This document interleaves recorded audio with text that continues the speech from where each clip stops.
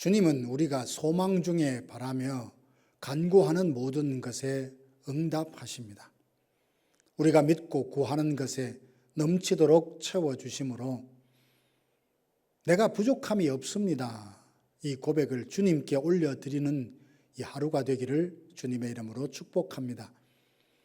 이 시간 다 함께 사도신경으로 우리의 신앙을 고백합니다. 나는 전능하신 아버지 하나님 천지의 창조주를 믿습니다. 나는 그의 유일하신 아들 우리 주 예수 그리스도를 믿습니다. 그는 성령으로 잉태되어 동정녀 마리아에게서 나시고 본디오 빌라도에게 고난을 받아 십자가에 못 박혀 죽으시고 장사된 지 사흘 만에 죽은 자 가운데서 다시 살아나셨으며 하늘에 오르시어 전능하신 아버지 하나님 우편에 앉아 계시다가 거기로부터 살아있는 자와 죽은 자를 심판하러 오십니다. 나는 성령을 믿으며 거룩한 공교회와 성도의 교제와 죄를 용서받는 것과 몸의 부활과 영생을 믿습니다. 아멘. 하나님의 말씀은 여호수아서 9장 11절에서 15절 말씀입니다. 그러므로 우리 장로들과 우리나라의 모든 주민이 우리에게 말하여 이르되 너희는 여행할 양식을 손에 가지고 가서 그들을 만나서 그들에게 이르기를 우리는 당신들의 종들이니 이제 우리와 조약을 맺읍시다 하라 하였나이다. 우리의 이 떡은 우리가 당신들에게로 오려고 떠나던 날에 우리들의 집에서 아직도 뜨거운 것을 양식으로 가지고 왔으나 보소서 이제 말랐고 곰팡이가 났으며 또 우리가 포도주를 담은 이 가죽 부대도 새 것이었으나 찢어지게 되었으며 우리의 이 옷과 신도 여행이 매우 길었으므로 낡아졌나이다 한지라. 무리가 그들의 양식을 취하고는 어떻게 할지를 여호와께 묻지 아니하고 여호수아가 곧 그들과 화친하여 그들을 살리리라는 조약을 맺고 회중 족장들이 그들에게 맹세하였더라. 아멘. 사울이 길보아에서 블레셋과 전투 중에 사망을 했습니다. 사울이 죽자 그 집안은 점점 힘을 잃어갔고 반면에 다윗은 어디로 가든지 하나님께서 이기게 해 주셨습니다.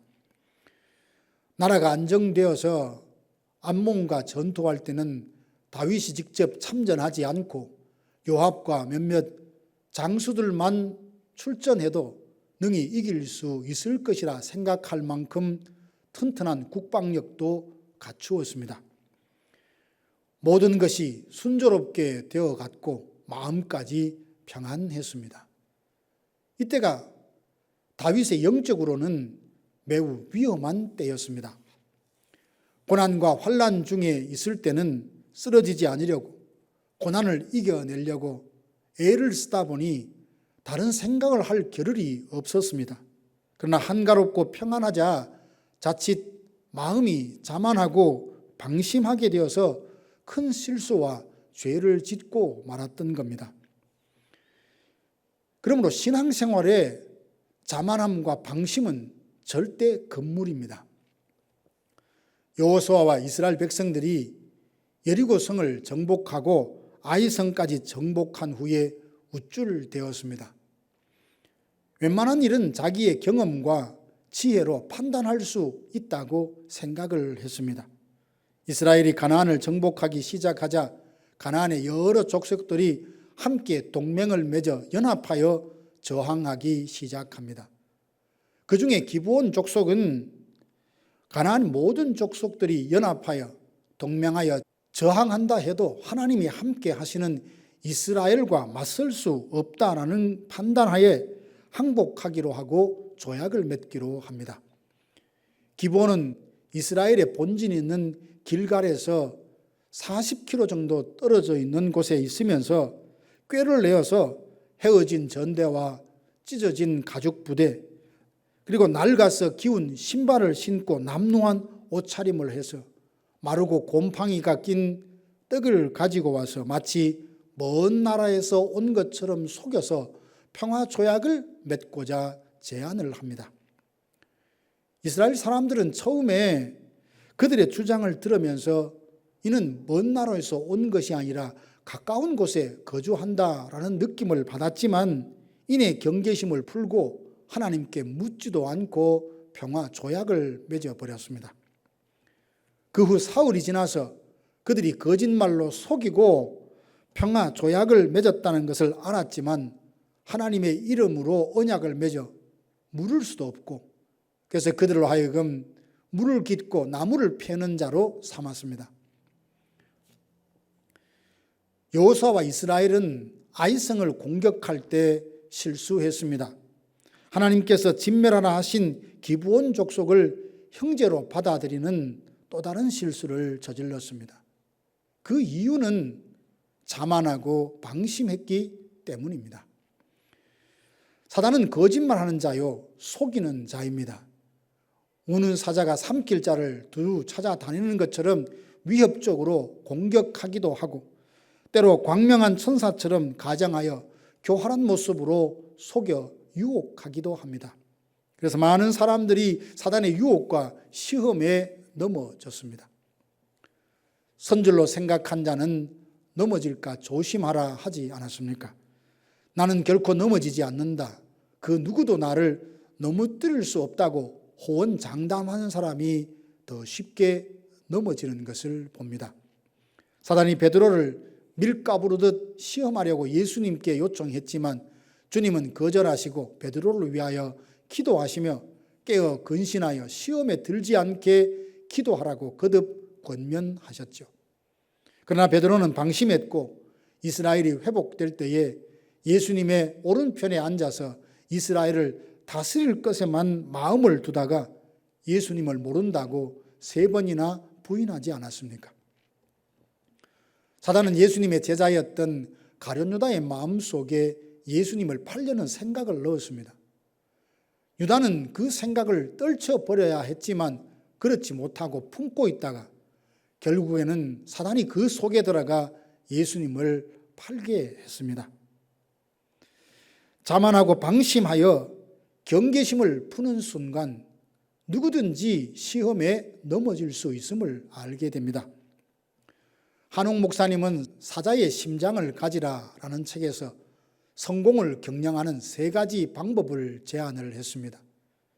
이것을 보면 자만하거나 방심하지 않도록 하는데 좋은 지침이 되어 소개하려고 합니다.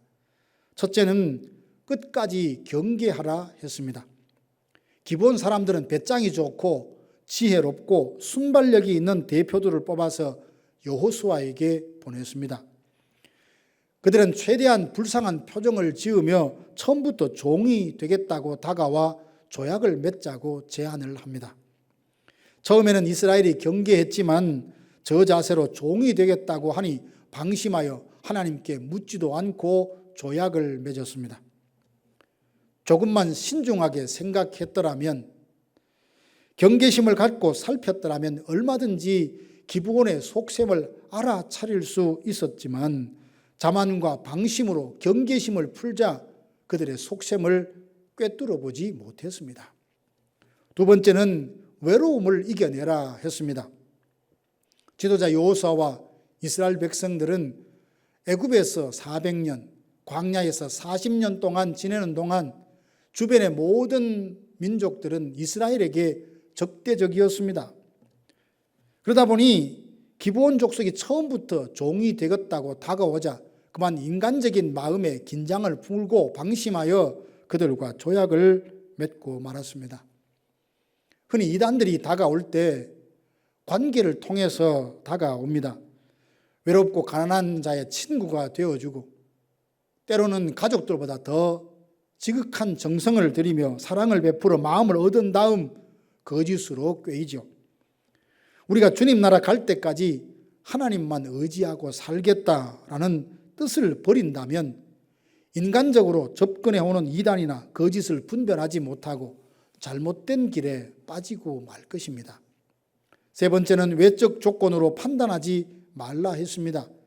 기본 사람들이 말라 비틀어져 곰팡이가 쓴 떡을 가져오고 여기저기 찢어지고 누더기 같은 남루한 옷차림을 보며 그들의 외적 조건만 보고 멀리서 왔을 것이라고 속단하고 말았습니다. 자만하거나 방심하지 않으려면 끝까지 경계를 늦추지 말고 하나님만 의지하겠다는 뜻을 분명히 정하고 사람을 겉모습만 보고 판단하지 말아야 합니다. 다윗이 밧세바와 동침하여 하나님 보시기에 악한 죄를 지을 때는 나라가 부강하고 안정될 때였고, 여호수아가 기브온 사람들과 평화 조약을 맺을 때에도 여리고성과 아이성을 정복한 후였습니다. 그러고 보면 성공한 후에 방심하고 자만하지 않도록 우리는 늘 경계해야 합니다.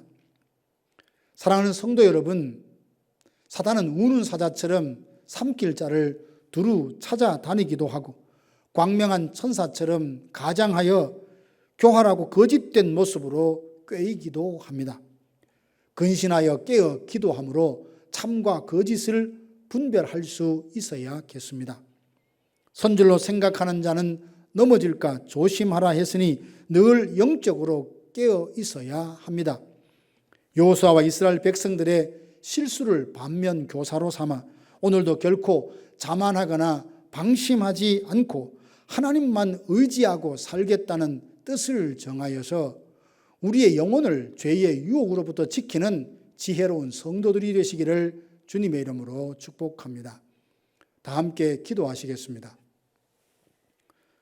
지금은 우리 구주 예수 그리스도의 은혜와 하나님 아버지의 크고 놀라우신 사랑하심과 성령의 위로교통 충만케 하심이 결코 어떤 상황 속에서도 자만하거나 방심하지 아니하며 영적으로 깨어있어 날마다 치르는 영적 전쟁에서 승리하며 믿음을 지키리라 다짐하는 사랑하는 성도들 머리 위에 이제로부터 영원토록 함께 있을지어다.